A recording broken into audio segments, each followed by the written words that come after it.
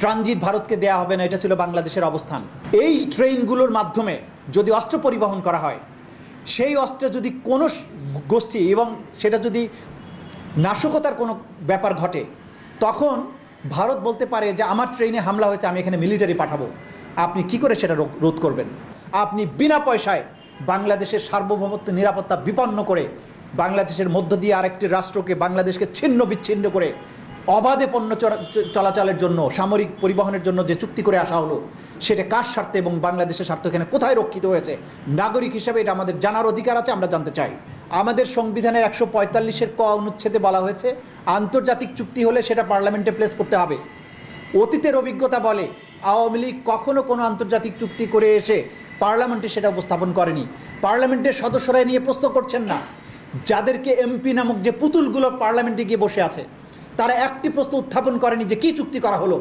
যে জনগণের পক্ষে সার্বভৌমত্ব রক্ষার জন্য পার্লামেন্টে আইন প্রণয়ন এবং এই সমস্ত স্বার্থ দেখার দায়িত্ব যে পার্লামেন্টের সদস্যদের, প্রত্যেকটা আওয়ামী লীগ সরকারের মুখের দিকে তাকিয়ে আছে, একটা প্রশ্ন তারা উত্থাপন করতে পারেনি। এবং রাজনৈতিক দলগুলো, বৃহত্তর পরিসরে যে সমস্ত রাজনৈতিক দল আছে, আমরা অবাক হয়েছি এই রাজনৈতিক দলগুলো এই বিষয়গুলো নিয়ে প্রশ্ন তুলছেন না। রেল কানেকশনের কথা বলা হয়েছে। বাংলাদেশের 1800 কিলোমিটারের মতো রেল লাইন তারা স্থাপন করবেন। ট্রান্সশিপমেন্ট নিয়ে অনেক আগের থেকে, বিএনপি সরকারের আমলে, আগের আমলে 90-এর দশক থেকে এটা নিয়ে অনেক কথা হয়েছে। ট্রানজিট ভারতকে দেয়া হবে না, এটা ছিল বাংলাদেশের অবস্থান।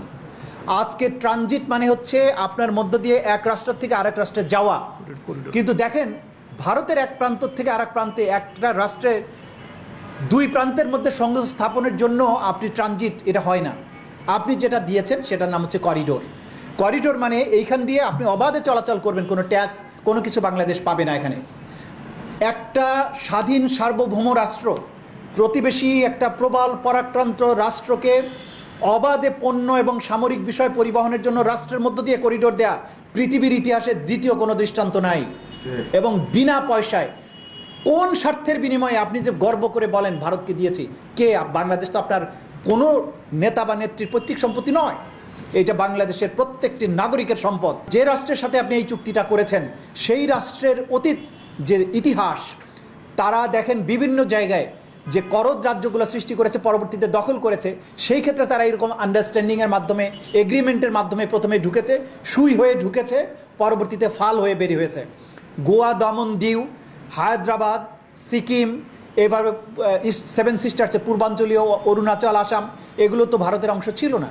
বিভিন্ন ছলনায়, বিভিন্ন চুক্তি, মেমোরেন্ডাম আন্ডারস্ট্যান্ডিংয়ের মাধ্যমে এই সমস্ত জায়গায় ঢুকে পরবর্তীতে সেগুলো ভারতের অন্তর্ভুক্ত করে নেওয়া হয়েছে। যে ভারতের কোনো প্রতিবেশী রাষ্ট্রের সাথে সুসম্পর্ক নেই, সেই রকম একটা রাষ্ট্রের সাথে আপনি যে মেমোরেন্ডাম অফ আন্ডারস্ট্যান্ডিং করছেন, চুক্তি করছেন, তার মাধ্যমে রাষ্ট্রের সমস্ত কিছু তাদের কাছে বন্ধক দেওয়া হচ্ছে কিনা আমরা জানি না, বন্ধক আপনি দিয়েছেন কিনা।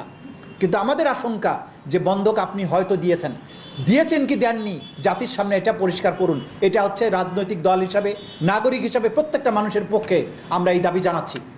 কারণ এই প্রাইম মিনিস্টার নিজে বলেছিলেন যে ভারতকে আমরা যা দিয়েছি ভারত চিরদিন তা মনে রাখবে। আপনি ভারতকে সব কিছু দিয়ে দেওয়ার এই যে মানসিকতা, ক্ষমতায় অবৈধভাবে আপনাকে রাখার বিনিময়ে, সুতরাং আপনি দেশের সব কিছু যে জলাঞ্জলি দিয়ে আসেন নাই, এটা আমরা কি করে বুঝবো? আমরা এই জন্য বলছি এটাকে জাতির সামনে পরিষ্কার করতে হবে। অন্যায্য চুক্তি হয়েছে ভারতের সাথে, এবং এই চুক্তির মাধ্যমে মূলত বাংলাদেশের পক্ষ থেকে দিল্লির কাছে এক ধরনের দাসখত দিয়ে আসা হয়েছে। মিডিয়ার মাধ্যমে আমরা জানতে পেরেছি যে আমাদের এই যে বর্তমানে প্রধানমন্ত্রীর পদ দখল করে আছেন যিনি, যারা একটা অবৈধ নির্বাচনের নামে প্রহসনের মাধ্যমে রাষ্ট্র ক্ষমতা জবরদখল করে আছেন, তাদের একটি ডেলিগেশন দিল্লিতে গিয়েছিল এবং সেখানে 10টি মেমোরেন্ডাম এবং চুক্তি, শুধু সবগুলো চুক্তি না, সবগুলো আবার MOUও না, স্বাক্ষর করে এসেছেন। তার মধ্যে 3টি হচ্ছে পুরাতন চুক্তির নবায়ন, আর 7টি নতুন করে করা হয়েছে।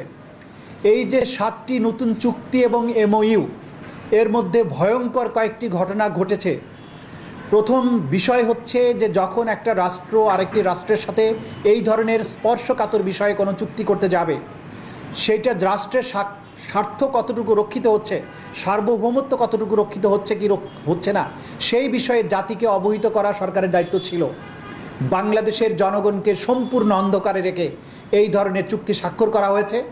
এবং সবচাইতে আশ্চর্যের বিষয় হচ্ছে আমাদের মিডিয়া, যাদের দায়িত্ব ছিল প্রশ্ন করে জানা যে কী বিষয়ে কী চুক্তি এবং কী আন্ডারস্ট্যান্ডিং আপনারা করে এসেছেন।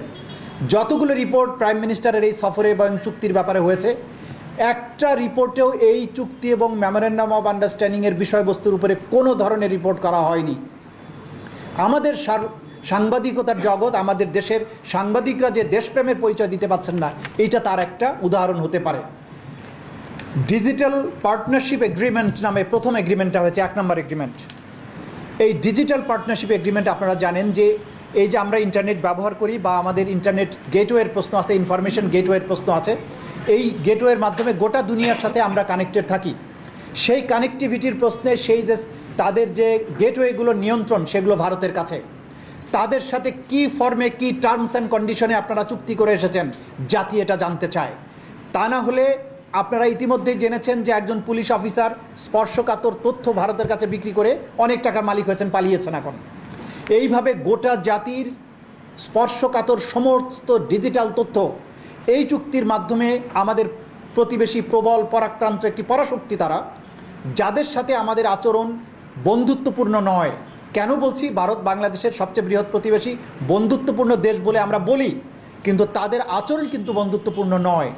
প্রতিদিন তারা সীমান্তে গুলি করে মানুষ মারে, আমাদেরকে ন্যায্য আন্তর্জাতিক নদীর হিস্সা যে পানি সেটা তারা দেয় না, আমাদেরকে গণতন্ত্র রক্ষা করতে দেয় না, আমাদেরকে এখানে গণতন্ত্র হরণ করে স্বৈরশাসককে বসিয়ে রাখার ব্যাপারে চেষ্টা করে, আমাদের ক্রমাগত আমাদের উপরে চেপে বসে আমাদেরকে সাবসার্ভিয়েন্ট বানানোর জন্য তারা ক্রমাগত প্রচেষ্টায় লিপ্ত। এমন একটি দেশের সাথে এমন স্পর্শকাতর কী চুক্তি করে আসলেন, সেটা জাতিকে জানানো হলো না, পার্লামেন্টকে জানানো হলো না। দেখুন, ডিজিটাল পার্টনারশিপ এগ্রিমেন্টের মাধ্যমে জাতির সমস্ত স্পর্শকাতর তথ্যের ব্যাপারে কি অঙ্গীকার বা কি চুক্তি আপনারা করে এসেছেন, জাতিকে জানাতে হবে। আমাদের বিশাল আশঙ্কা এখানে আছে।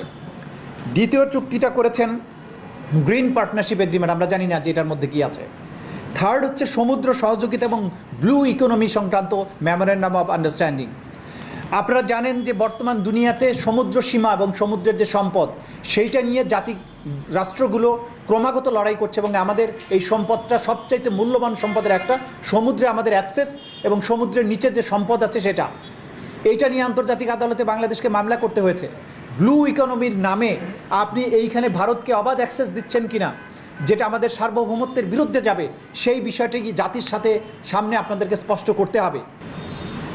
আরেকটা সাংঘাতিক রকমের স্পর্শকাতর জিনিস নিয়ে তারা হাত দিয়েছেন, সেটা হচ্ছে ইন্ডিয়ান স্পেস এবং বাংলাদেশের ডাক এবং টেলিযোগাযোগ মন্ত্রণালয়ের সাথে চুক্তি হয়েছে। স্যাটেলাইটের মাধ্যমে আমাদের এই ভূখণ্ডের প্রত্যেকটা ইঞ্চিকে মনিটর করা এবং সেই বিষয়ে তারা চুক্তি করেছেন। এই চুক্তি করার মাধ্যমে আমাদের নিজস্ব স্যাটেলাইট ব্যবস্থা নাই, আমাদের বঙ্গবন্ধু স্যাটেলাইট নামে যে জিনিসটা আছে সেটা বাংলাদেশে চাইতে পূরণ করতে পারেন, এটা খুবই কম কাজে লাগে, আপনারা সবাই জানেন। এখন ইন্ডিয়ান স্যাটেলাইটের সাথে আপনি যে ইনস্পেসের সাথে চুক্তিটা করলেন, সেই চুক্তির মাধ্যমে আমাদের যতটুকু নিরাপত্তা ছিল তাও যদি তাদের হাতে তুলে দিয়ে আসেন, তাহলে আমরা এখানে কোথায় রাস্তায় চলবো সেই সব কিছু ইন্ডিয়া বসে বসে যদি মনিটর করে, তাহলে বাংলাদেশের আর্মি বাংলাদেশের যে নিরাপত্তার প্রশ্নে যে ভূমিকা নেবে, সেই ভূমিকা নেওয়ার তো কোনো সুযোগ থাকছে না। এরপরে আরেকটা চুক্তি করেছে defence service command and staff কলেজের সাথে, ভারতীয় সংস্থার সাথে যে চুক্তি করা হয়েছে। আপনি আর্মির মতো একটা স্পর্শকাতর বিষয় নিয়ে চুক্তি করলেন। কি চুক্তি করলেন? বাংলাদেশের সেনাবাহিনীর যে নিরাপত্তা পলিসি, আমাদের মাঝে একজন সামরিক বিশেষজ্ঞ আছেন, সেনাবাহিনীর সাবেক অফিসার আছেন, তিনি জানেন এই বিষয়ে, হয়তো তিনি কথা বলবেন, যে বাংলাদেশের নিরাপত্তা পলিসি সবচাইতে যে রাষ্ট্রকে সামনে রেখে প্রণয়ন করা হয় সেটা হচ্ছে ভারত, তারপরে মায়ানমার। যে রাষ্ট্রের পক্ষ থেকে স্বাধীনতার সার্বভৌমত্ব সবচাইতে বেশি হুমকির মুখোমুখি হতে পারে সেটা হচ্ছে ভারত। সামরিক বাহিনী এবং সমরাস্ত্র এই সব কিছুকে সেই রাষ্ট্রকে সামনে রেখে সাজানো হয়। সেইখানে আপনি সামরিক চুক্তির মতো একটা বিষয়ে হাত দিলেন, জাতিকে জানালেন না, এটা নিয়ে কোনো পর্যালোচনা হলো না, এটা নিয়ে বাংলাদেশের সার্বভৌমত্ব স্বার্থ রক্ষা হচ্ছে কি হচ্ছে না এটা নিয়ে কোনো জায়গায় কোনো বিশ্লেষণ হলো না। আপনি চুক্তি করে আসলেন, কি করে এসেছেন আমরা এটা জানতে চাই। এইভাবে এই যে এই জাতীয় নিরাপত্তার ঝুঁকি আছে, কোথায় এটা আলোচনা হয়েছে, কোথায় বিশ্লেষণ হয়েছে, কোথায় পার্লামেন্টে অনুমোদন দিয়েছে? চুক্তি হয় রাষ্ট্রের সাথে আরেকটি রাষ্ট্রের। বাংলাদেশের জনগণ আপনাকে এই ম্যান্ডেট দিয়েছে, এইভাবে আপনি স্বাধীনতা সার্বভৌমত্ব নিরাপত্তাকে আরেকটি রাষ্ট্রের হাতে তুলে দেওয়ার মতো একটা চুক্তি করবেন। সুতরাং এই বিষয়গুলো আমরা যেহেতু ডিটেইল জানি না এবং না জানানোটাও একটা বড় ধরনের ষড়যন্ত্রের অংশ বলে আমরা মনে করি, জাতির সামনে পরিষ্কার করা হচ্ছে না, পার্লামেন্টে আলোচনা হচ্ছে না, এইভাবে